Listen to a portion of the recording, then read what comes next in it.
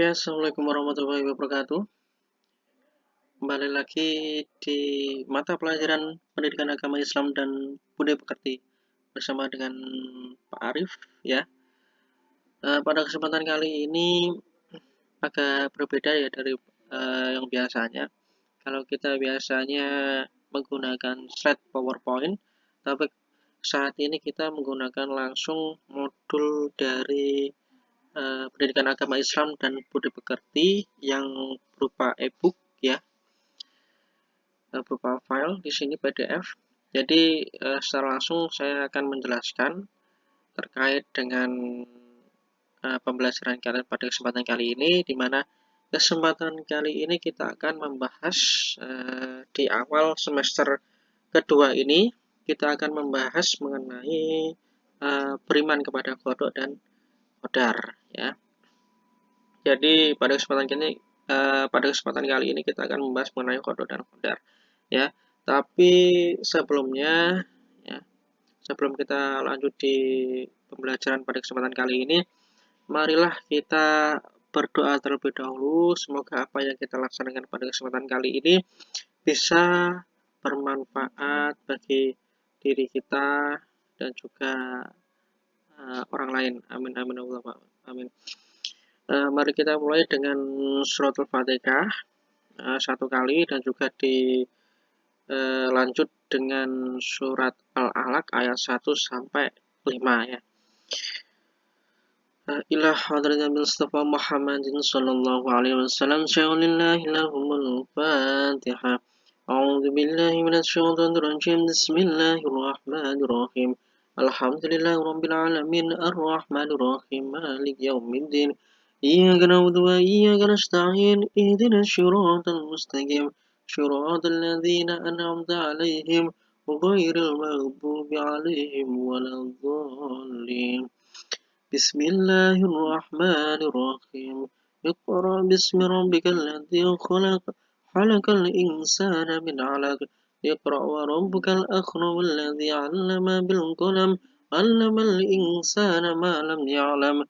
Bismillahirrahmanirrahim. Iqra bismi rabbikal ladzi khalaq. Khalaqal insana min 'alaq. Iqra wa rabbukal akram alladzi 'allama bil qalam. 'Allamal insana ma lam ya'lam. Bismillahirrahmanirrahim. Iqra bismi rabbikal ladzi khalaq. Khalaqal insana min 'alaq. Iqra wa rabbukal akram alladzi 'allama bil qalam. 'Allamal insana ma lam ya'lam. Alhamdulillahi rabbil alamin. Alhamdulillahirabbil alamin. Nah, pada kesempatan kali ini di bab pertama di semester genap ini beriman kepada qada dan qadar. Nah, di sini ada bagan mengenai apa saja yang akan kita pelajari di pembelajaran kali ini. Yang pertama adalah pengertian iman kepada qada dan qadar ya. Terus dikaitkan dengan dalil nahli dari Al-Qur'an dan Al-Hadis. Terus kaitannya dengan takdir, ikhtiar, dan tawakal. Terus manfaat apa ya dari mempelajari iman kepada qada dan qadar. Maka akan dimana kalau kita mempelajari keempat di sini ya, yang diharapkan yaitu perilaku yang tercermin ya, pelaku cerminan iman kepada qada dan qadar, muncullah ya karakter religius, jujur, bertanggung jawab, dan kreatif ya. Oke, kita lanjut saja. Nah, ini adalah gambar di mana yang mewakili qada dan qadar ya. Apa sih itu qada dan qadar? Nah, kita masuk ke pengertian beriman kepada qada dan qadar. Nah, di sini dikatakan ya, sesuai dengan qada dan qadar berasal dari bahasa Arab ya, yang artinya yaitu ketentuan, ketetapan, ukuran, takaran ataupun sifat ya. Itu dari qada ya. Dengan kata lain, dengan istilah ketetapan Allah yang tercatat ya di lauh al-mahfuz ya, atau papan yang terpelihara sejak zaman azali. Itu kodok ya. Ketetapan ini disesuaikan dengan kehendaknya dan berlaku untuk seluruh makhluk atau alam semesta. Adapun qadar atau takdir secara bahasa ketetapan yang terjadi, yang telah terjadi dan keputusan yang diwujudkan. Yang secara istilah sendiri qadar ataupun takdir ya, ketetapan atau keputusan Allah yang memiliki sifat maha kuasa atas segala ciptaannya, baik berupa takdir yang baik maupun takdir yang buruk. Ciptaan Allah ada kalanya terwujud setelah melalui proses alam atau mengikuti hukum sebab akibat, yakni disebut al-halqu, seperti wujudnya anak karena adanya orang tua, wujudnya harta benda karena hasil usaha manusia, ya. Seperti itu. Dan di sini ada Quran surat Al-A'raf ayat ke-54 ya. A'udzubillahi minasyaitonirrajim. Bismillahirrahmanirrahim. Ala lahul khalqu wal amr. Tabarakallahu rabbul alamin. Shadaqallahul azim, yang artinya ingatlah menciptakan dan memerintahkan hanyalah hak Allah, Maha Suci Allah dan Tuhan semesta alam. Ya. Jadi ini sudah terkait dengan hodok dan hodar, di mana di ayat ini mengingatkan kita ya akan ciptaan, akan perintah Allah ya, itu di semesta alam di sini sesungguhnya adalah hak prerogatif dari Allah Subhanahu wa taala ya. Dengan kata lain ya, di sini diartikan qada dan takdir merupakan perwujudan atau realisasi dari qada ya. Hubungan antara qada dan qadar sangat erat sekali, tidak dapat dipisahkan. Qada adalah ketetapan yang masih bersifat rencana, dan ketika rencana itu sudah menjadi kenyataan, maka terjadilah nyata bernama qadar atau takdir ya.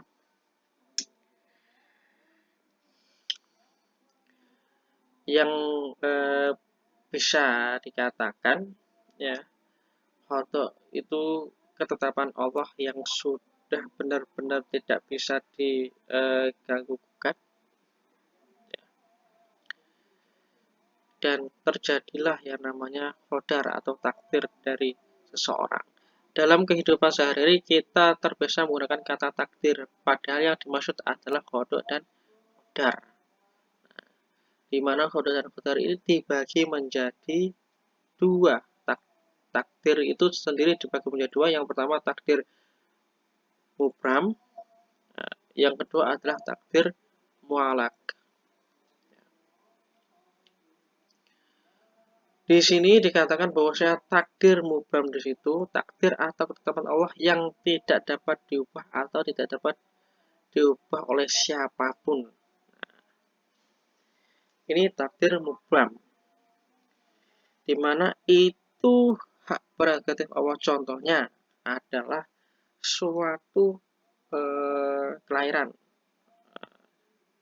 anak manusia, lahir, mati, lahir dan mati itu adalah termasuk takdir mubram ya. Di sini ada Quran surat Al-Imran ya.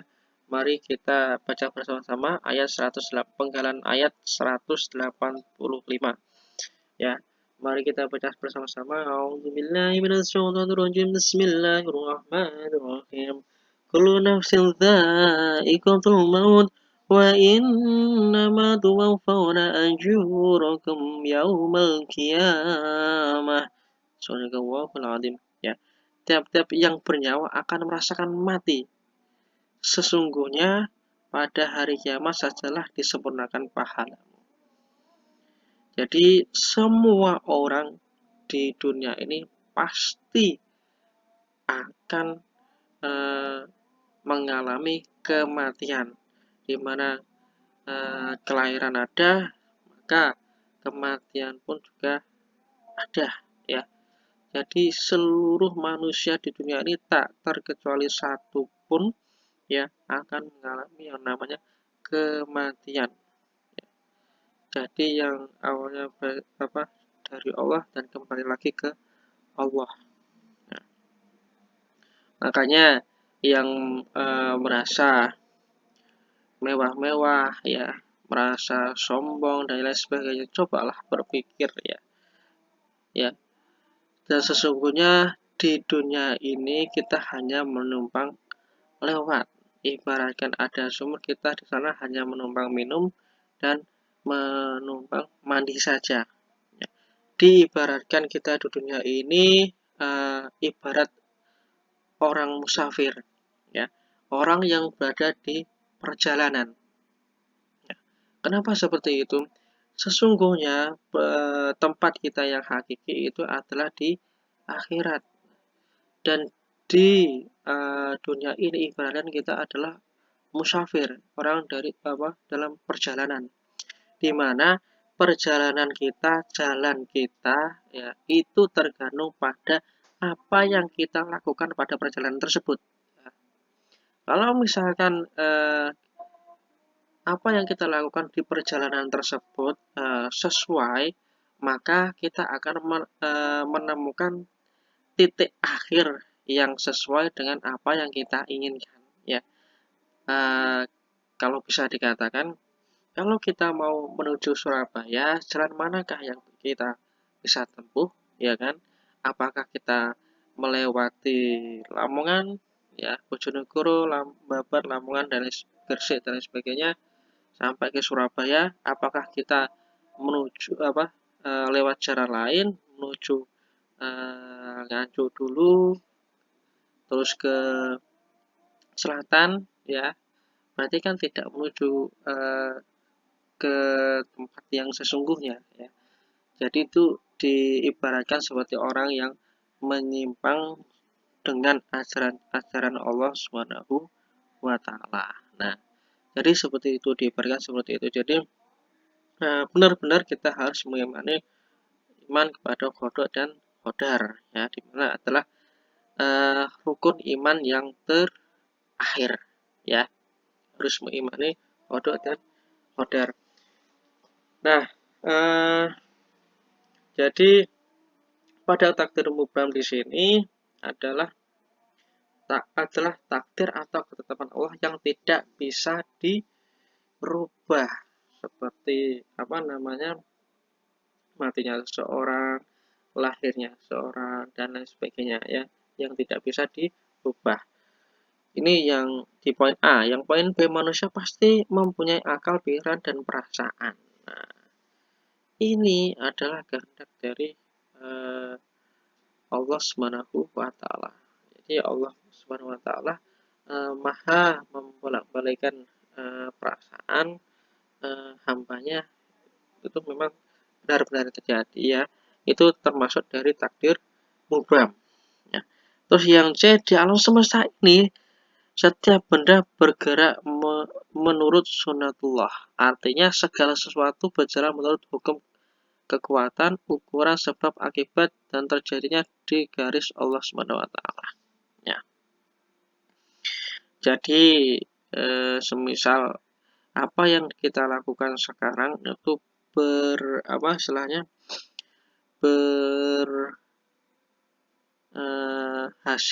ya. Hasilnya akan kita terima di masa yang akan datang. Itu contohnya takdir mubham. Itu sudah tidak bisa dipungkiri lagi. Di sini ada sebuah contoh, kayu mempunyai kemampuan yang berbeda, besi, ya, berbeda dengan besi, kekuatan tenaga manusia berbeda dengan gajah, matahari, dan sebagainya. Itu memang sudah ketentuan Allah. Ini contoh yang dari poin C, ya. Di alam semesta ini di setiap benda bergerak menurut sunnatullah artinya segala sesuatu berjalan menurut hukum kekuatan, ukuran, sebab, dan akibat. Ya, jadi terkadang kita sebagai umat manusia tidak bersyukur tentang apa yang sudah kita terima. Ya, contohnya, kalau bersyukur, memang bersyukur selalu dan selalu ingat kepada Allah dan selalu menjalankan kewajiban kita, ya, yaitu sholat dan lain sebagainya. Itu bentuk rasa syukur kita terhadap Allah Subhanahu wa taala. Namun apa yang kita lakukan terkadang kita lupa akan kewajiban kita seperti sholat dan lain sebagainya, ya. Jadi mulai sekarang kalau benar-benar kita iman kepada qada dan qadar, kita harus memperbaiki kewajiban-kewajiban kita, ya, sebagai umat manusia, sebagai umat Islam, ya, apa yang harus kita lakukan, ya, kewajiban kita, ya. Dan sesungguhnya manusia diciptakan dunia ini semata-mata hanya untuk beribadah kepada Allah Subhanahu wa taala, dan lainnya itu adalah proses, ya. Seperti itu. Terus yang kedua, takdir mu'alaq. Takdir mu'alaq adalah takdir yang masih dapat diubah melalui usaha manusia. Ya. Kalau qada dan qadar tadi, kalau qada itu kan berupa rencana, ya. Rencana misalkan semua orang itu pasti akan mati, ya kan? Misal seperti itu, qada dan qadar. Qada, semua orang itu pasti akan mati, ya. Itu qadanya. Kalau qadarnya, ketika benar-benar terjadi orang itu mati, berarti itu adalah qadar atau takdir, ya. Seperti itu. Sedangkan, ya, yang dimaksud qada dan qadar itu biasanya kita sebut dengan takdir. Nah, takdir itu sendiri dibagi menjadi dua, takdir mubham dan takdir mu'alaq. Kalau takdir mubham tidak bisa diubah. Kalau takdir mu'alaq, takdir yang masih bisa diubah dengan usaha manusia, ya. Contohnya apa? Seperti kalian saat ini belajar di dunia pendidikan itu untuk mengubah takdir kalian di masa yang akan datang. Maksudnya di sini adalah contohnya tentang kehidupan kalian di masa yang akan datang. Contohnya pekerjaan, ya, yang paling erat. Kalian setelah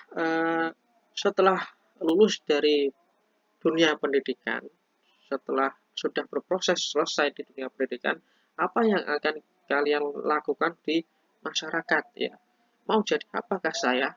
Nah, kalau kalian ingin menjadi apa yang sesuai dengan apa yang kalian inginkan, apa yang kalian cita-citakan, ya, mulai dari sekarang kita usahakan belajar dengan sungguh-sungguh, ya, apa yang dijelaskan oleh Bapak Ibu guru, ya, harus diperhatikan secara betul-betul meskipun konteksnya pembelajarannya sistem pembelajaran kita sampai saat ini masih menggunakan sistem daring, ya. Yang tatap muka hanya diperkenankan untuk praktek saja. Nggak tahu ini nanti untuk ujian prakteknya seperti apa, ini masih belum ada konfirmasi secara jelas, ya. Untuk ujian prakteknya nanti bagaimana, nanti menunggu konfirmasi sekolah lebih lanjut, ya. Jadi itu dari mana tadi? Contohnya, ya, yang dicita-citakan kalian di masa yang akan datang. Ya. Sekarang kalian masih bisa mengubah takdir kalian di masa yang akan datang. Ya. Kalau kalian bermalas-malasan sekarang, ya, maka yang akan terjadi di masa yang akan datang, ya penyesalanlah yang akan kalian terima. Ya, apabila sekarang kalian bersungguh-sungguh eh, menjadi siswa yang berprestasi, mencari pengalaman yang banyak dan terus belajar, ya kan? Maka di kemudian hari, ya kalian tidak akan yang namanya terbelenggu dengan cita-cita kalian, ya. Dan insya Allah apa yang kalian cita-citakan, apa yang kalian inginkan akan tercapai, ya. Terus kesuksesan itu diukur dari apa sih, Pak? Ya, kesuksesan seseorang itu tergantung dari setiap individunya, ya. Memandangnya seperti apa? Biasanya setiap individu mengukur kesuksesannya berbeda-beda, ya. Terkadang ada yang mengukur kesuksesan itu berdasarkan kebahagiaan dari seseorang tersebut, ya, bukan dari hartanya. Ada kalanya seseorang itu mengukur kesuksesan itu berdasarkan harta bendanya, ya. Dan sesungguhnya yang kesuksesan yang benar-benar hakiki itu adalah kesuksesan diri sendiri yang bisa, ya, mengontrol dirinya, ya, sehingga terbentuklah kehidupan yang bahagia dunia dan akhirat. Itu baru yang namanya sukses, ya.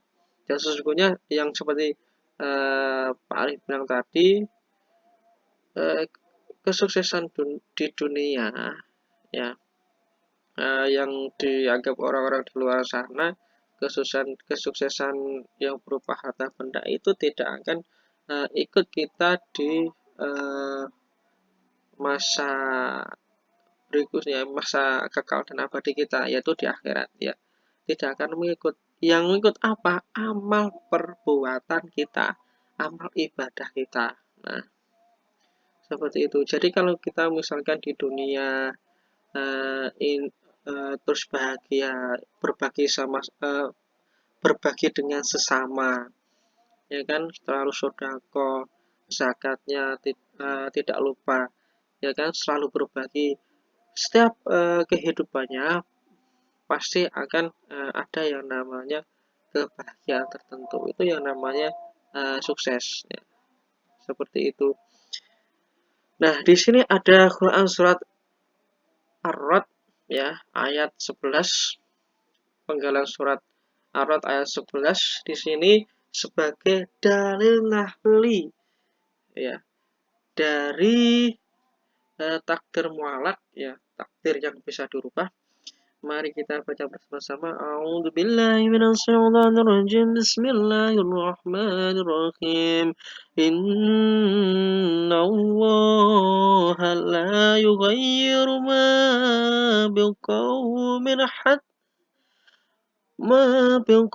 hatta yughayyiru ma bi anfusihim. Shadaqallahul azim. Ya, yang artinya sesungguhnya Allah tidak akan merubah keadaan suatu kaumnya, ya, kaum, sehingga mereka mau mengubah keadaan yang ada pada diri mereka sendiri, ya. Nah, ini namanya takdir mualak, ya, takdir yang bisa dirubah, ya. Jadi suatu kaum, ya, itu ibaratkan kita sendirilah, ya. Suatu kaum tidak akan bisa merubah takdirnya kecuali, ya, mereka mau mengubahnya. Ibaratkan diri kita sendiri, kalau kita uh, ingin merubah, ya, takdir kita, ya, maka kita harus benar-benar bisa merubah takdir tersebut, ya. Dengan apa? Dengan usaha. Ya. Mulai dari sekarang kalian sebagai pelajar, sebagai peserta didik harus benar-benar rajin belajar, ya, untuk mengubah takdir kalian di masa yang akan datang, ya. belajar, mencari pengalaman, ya kan. Terus jangan lupa dengan taat kepada orang tua, ya kan. Terus selalu melakukan apa yang diperintahkan orang tua dan sebagainya selama itu baik, ya kan. Nah, maka hal-hal tersebut ya, hal terkecil itu akan mengubah kita di masa yang akan datang, ya. Terus, nah ini dari ahli tadi sudah ada beberapa contohnya, ya.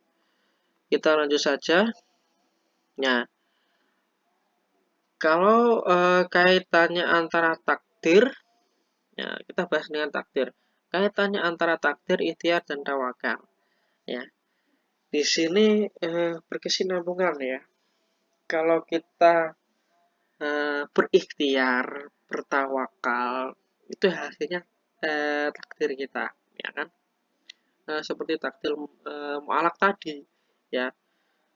Kita harus benar-benar berikhtiar, bertawakal untuk memperoleh suatu takdir. Tadi takdir yang bisa dirubah, tadi sesuai dengan apa yang kita inginkan, ya. Di sini kalau takdir kan memang tadi sudah disinggung ya terkait dengan takdir, yaitu dijelaskan pengertiannya adalah takaran, ukuran ketetapan peraturan undang-undang dari undang-undang yang diciptakan Allah tertulis di Lauhul Mahfuz atau papan ya ya yang memang benar-benar sudah dinaskan seperti itu, ya kan, sejak zaman azali berlaku bagi semua makhluknya. Nah, yang tadi, nah ini terkait dengan ikhtiar. Ikhtiar itu apa sih, ya kan? Ikhtiar di sini ya dikatakan berusaha melakukan segala daya dan upaya untuk mencapai sesuatu yang dikehendaki. Nah, ini apa yang tadi Pak Arif jelaskan ya. Jadi takdir mu'alaq, ya takdir yang bisa dirubah ini tergantung pada usaha kalian atau ikhtiar kalian, ya. Jadi kita sebagai umat manusia, sebagai umat muslim, ya, selalu berikhtiar, ya, disertai dengan tawakal, maka yang akan kita peroleh adalah sesuatu yang kita idam-idamkan, ya, sesuatu yang kita inginkan. Kalaupun toh kesempatan itu atau yang kita rencanakan itu tidak sesempurna yang apa yang kita inginkan, paling tidak kita sudah bisa ya untuk memperbaiki takdir kita, dan rasa syukur tersebut ya pasti akan menyertai orang-orang yang ikhtiar dan orang-orang yang bertawakal, ya. Di sini sedangkan menurut bahasa sendiri, dari bahasa Arab ikhtiar berarti memilih, ya. Jadi dua pengertian yang berbeda di atas mempunyai hubungan yang erat, ya, yaitu sebagai contoh di sini, setiap orang yang mempunyai kebebasan memiliki untuk memenuhi kebutuhan hidupnya. Ya itu tadi, ya. Seperti adanya mencari nafkah dengan berdagang, bertani, berkarya di kantor, dan yang namanya mencari nafkah, ya, hasil dari mencari nafkah tersebut, ya, itu sesuai dengan apa yang kita inginkan secara maksimal atau tidak, itu tergantung pada usaha kita, ikhtiar kita, ya. Entah itu orang yang berdagang, bertani, berkarya di kantor, ya, berusaha, ya. Dan sesungguhnya manusia, ya, meskipun pekerjaannya berbeda-beda, ya pasti yang namanya rezeki seseorang, ya, itu bergantung pada usaha atau ikhtiarnya, ya, seperti itu. Terkadang seperti contoh saja orang-orang yang bisa dikatakan dalam kacamata kalian orang-orang yang berduit, orang-orang yang kaya, orang-orang yang banyak uang dan lain sebagainya ya, yang memiliki penghasilan yang banyak seperti itu, dibandingkan dengan seorang yang perekonomiannya menengah ke bawah, ya kan? Terkadang sering kita di masyarakat menganalisa dan membandingkan seperti itu. Iya, di luar sana banyak orang-orang yang kaya, orang yang kaya harta dan lain sebagainya, tapi hidupnya tidak bahagia juga tidak sedikit. Tapi kenapa? Ketika kita lihat di desa-desa terpencil, ya kan, hidupnya sederhana dengan tercukupi dan bersyukur apa yang sudah dimiliki mereka bahagia, ya.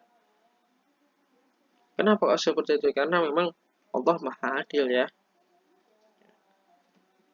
seperti itu. Dan selanjutnya tawakal. Nah, apa arti itu tawakal? Jadi bersikap pasrah dan menyerahkan segala urusan kepada Allah Subhanahu wa taala, itu adalah yang namanya tawakal. Jadi kita percaya betul bahwa Allah Subhanahu wa taala adalah Maha Adil, Maha Kuasa ya, yang selalu yang namanya mengerti ya keadaan dari suatu kaumnya ya. Nah, seperti rezeki seseorang, ya kan, terus takdir seseorang itu pasti sesuai dengan apa yang diusahakan orang tersebut, diikhtiarkan orang tersebut, itu ya.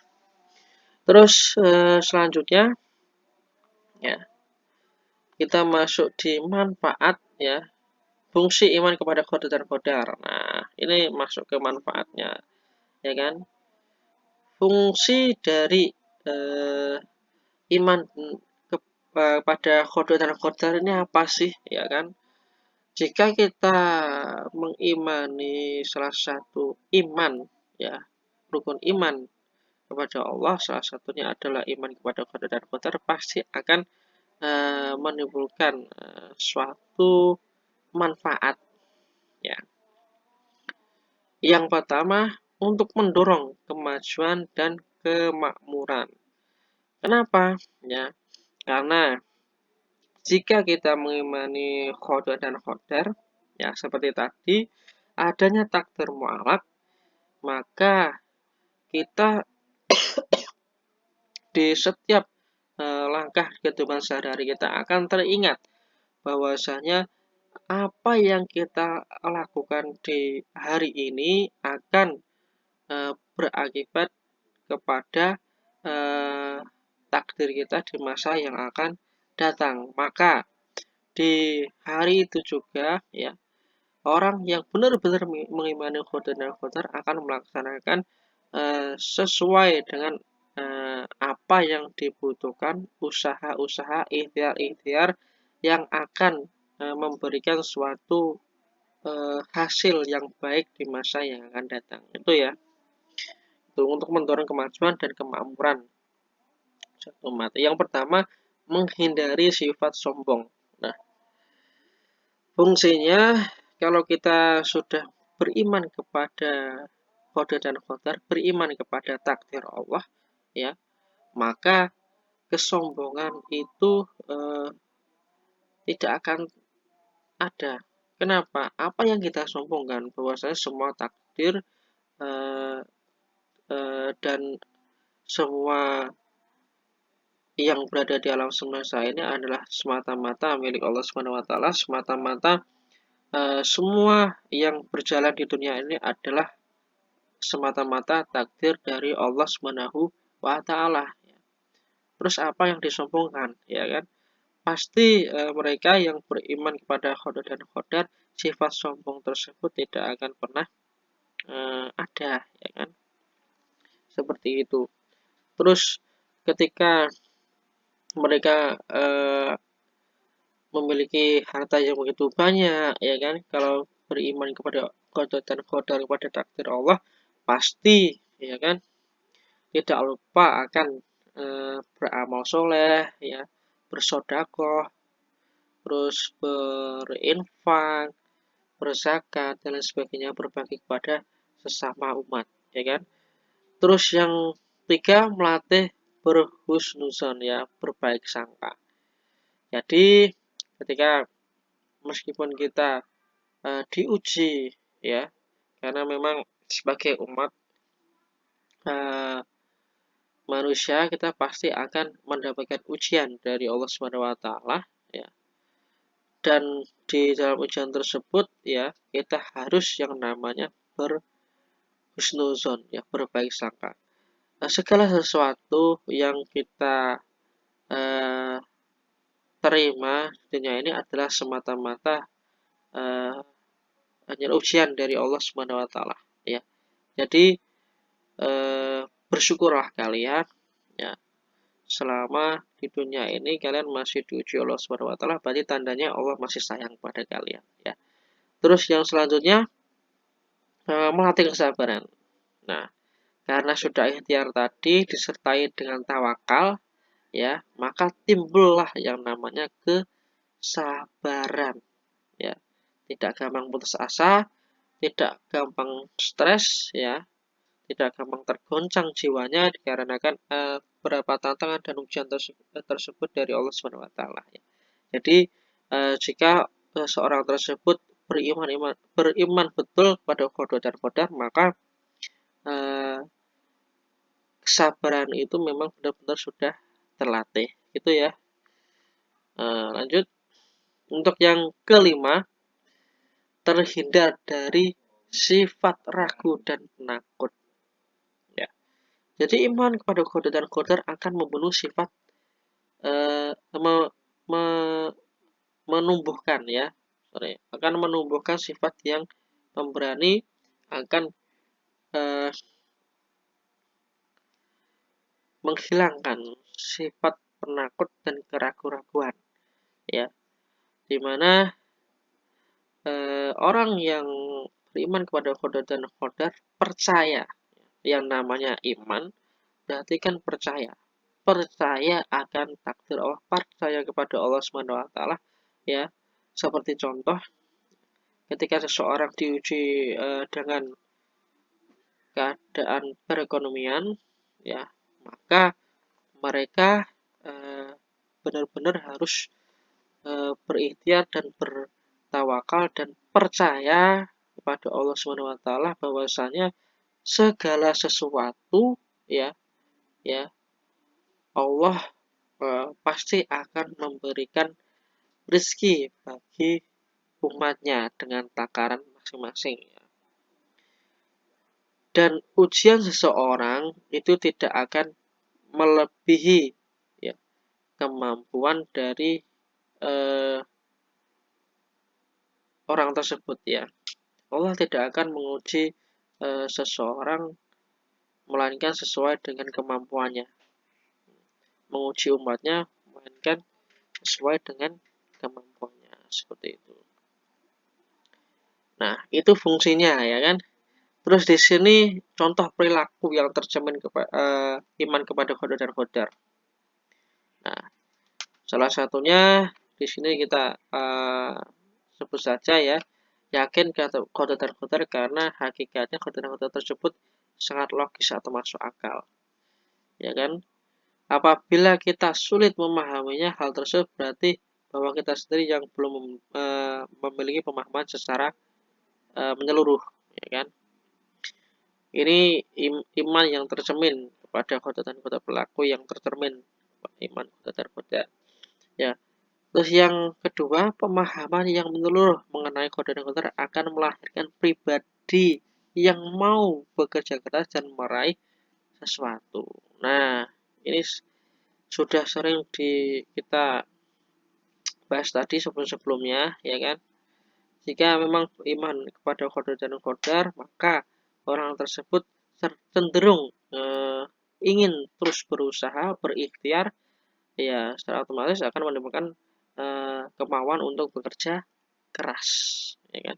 Terus yang C, Allah tidak akan menyalahi hukumnya, atau sunatullah menghilangkan manusia sehingga manusia harus yakin akan kekuasaannya atas hidup dan kehidupan manusia. Jadi fungsinya iman kepada qadar dan qadar, yang namanya iman berarti percaya akan takdir Allah. Ya. Kalau sudah percaya kepada takdir Allah, berarti cenderung orang tersebut akan eh, menimbulkan sifat dalam diri seorang tersebut adalah sifat yang tawakal, ya kan, selalu berserah diri kepada Allah Subhanahu wa taala. Terus tidak boleh putus asa, karena senantiasa husnuzon, berbaik sangka kepada Allah Subhanahu wa taala, ya, bahwa Allah itu maha adil. Terus mampu menyusun strategi, ya, khususnya seperti kalian sebagai umat muslim, ya, sebagai pelajar saat ini, apa sih yang dilakukan pelajar, ya, untuk memperoleh hasil yang maksimal di masa yang akan datang, cita-citanya bisa terpenuhi, keinginannya bisa terpenuhi, apa sih, ya kan? Jadi kita harus mulai dari sekarang, ya, mulai berusaha, mulai cari pengalaman yang banyak, mulai belajar dengan sungguh-sungguh, ya, menjadi siswa yang berprestasi, ya kan. Terus kita mulai untuk mengembangkan ahli-ahli kita dan sebagainya. Itu salah satunya seperti itu, ya. Terus bersyukur apabila memperoleh rezeki apapun. Nah, tidak sombong, ya kan. Jadi itu. Terus yang terakhir di sini adalah hikmah. Nah, hikmah kita beriman kepada qada dan qadar, ya. Yang pertama, dengan pemahaman yang benar kita mampu menjadi pribadi yang optimis, ya. Karena percaya pada Allah berarti kita optimis pada diri kita sendiri, percaya kepada Allah, percaya kepada diri kita sendiri bahwa kita adalah orang yang bisa mengubah takdirnya di masa yang akan datang dengan berusaha, berikhtiar, ya, usaha ikhtiar tadi, dan juga bertawakal. Terus dengan memahami qada dan qadar, kita tidak akan memiliki prasangka yang buruk. Karena percaya tadi, tentu suzon tidak akan timbul. Yang timbul adalah husnuzonnya, ya. Yang C, kita bisa menyadari bahwa Allah telah membekali manusia. Ya. Ini percaya kepada Allah tadi, husnuzon kepada Allah. Terus kita menyadari bahwa manusia ciptaan yang berbeda tentu memiliki hikmah tersendiri. Jadi setiap individu manusia itu sudah ada takarannya masing-masing. Kita juga harus bersyukur, ya kan, atas rezeki yang kita peroleh, baik hari ini maupun yang akan datang. Ya. Nah, dan masih banyak hikmah-hikmah lainnya di sini, ya. Dengan memahami qadar, kita dapat menyadari bahwa segala ciptaan Allah terjadi di dunia ini tidak pernah luput dari kekuasaan Allah, ya kan. Manusia tidak pantas menyombongkan diri, ya. Jadi ya tidak. Jika kita mengimani qadar dan qadar, maka sombong tersebut, ya, atau manusia tersebut tidak pantas untuk berperilaku sombong, ya. Ini salah satu hikmah beriman kepada qada dan qadar, ya. Silahkan apa saja yang tadi dijelaskan oleh Pak Arif, ya, silahkan dicatat dan dipahami, ya. Nanti di beberapa pertemuan selanjutnya kita juga akan membahas bab di semester 1 yang belum sempat kita bahas juga, ya. Salah satunya yang penting sekali di semester 1 yang belum kita bahas, yaitu ada bab nikah, ya kan, secara Islami. bab nikah secara Islami. Jadi nanti kita akan bahas juga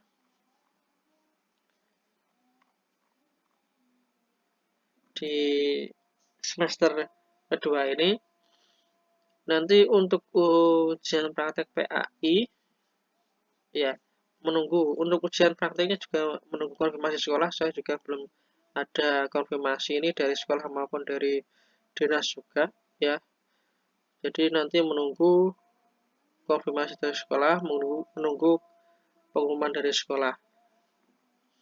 Jadi mohon untuk dipersiapkan ya, mungkin nanti tidak terlalu membebani kalian ya, ada beberapa saja ya, yang penting yang sekiranya nanti di masyarakat benar-benar dibutuhkan ya, diimplementasi dibutuhkan baik itu di masyarakat maupun di diri kalian sendiri ya. Nanti yang dilakukan di ujian praktek itu, entah itu nanti apa, nanti menunggu konfirmasi lebih lanjut gitu ya. Itu saja pada kesempatan kali ini Pak Arif yang bisa Pak Arif jelaskan, kurang lebihnya Pak Arif mohon maaf. Untuk pada kesempatan kali ini no tugas ya, jadi tidak ada tugas khusus bagi kalian, hanya tugas kewajiban kalian adalah memahami setiap pembelajaran yang dilaksanakan oleh Bapak Ibu guru baik melalui daring maupun tatap muka. Nah, ini sedikit saya jelaskan sedikit antara daring, luring, sama tatap muka ya. Kalau daring itu secara live melalui Google Meet maupun Zoom, itu namanya daring ataupun melalui Google Classroom ya. Terus kalau luring itu apa Pak? Kalau luring itu tetap melalui jaringan ya, tapi tidak live. Contohnya bisa melalui YouTube ya, karena YouTube tapi dengan kasaran YouTube tersebut tidak live ya. Terus seperti ini yang dilakukan Pak Arif ini luring ya, bukan daring, jadi luring. Terus ada lagi yang seperti di TV yang beberapa kesempatan yang lalu di tahun kemarin yang dilakukan oleh Kementerian Pendidikan ya, di tingkat sekolah dasar itu kan ada luring melalui televisi. Nah, seperti itu namanya luring. Ya, kalau kalian ketemu langsung sama gurunya, itu namanya tatap muka ya. Sekarang bahasanya di apa? Bisa dibedakan antara daring, luring sama tatap muka. Nanti kalau guru kalian, bapak ibu guru yang bilang tatap muka itu nanti luring, bantah saja nggak apa-apa. Siapa yang suruh Pak Arif gitu ya? Ya, itu adanya daring, luring, sama tatap muka. Gitu. Itu saja dari Pak Arif ya. Apabila ada kekurangan ya, Pak Arif mohon maaf yang sebesar-besarnya ya. Karena Pak Arif hanya manusia biasa, tidak luput dari salah dan lupa. Al-insanu ma'al khata' warisan, bahwasanya manusia itu adalah merupakan kepunya salah dan lupa. Sekian dulu dari Pak Arif, mohon maaf yang sebesar-besarnya. Wabillahi taufiq wal hidayah. Assalamualaikum warahmatullahi wabarakatuh.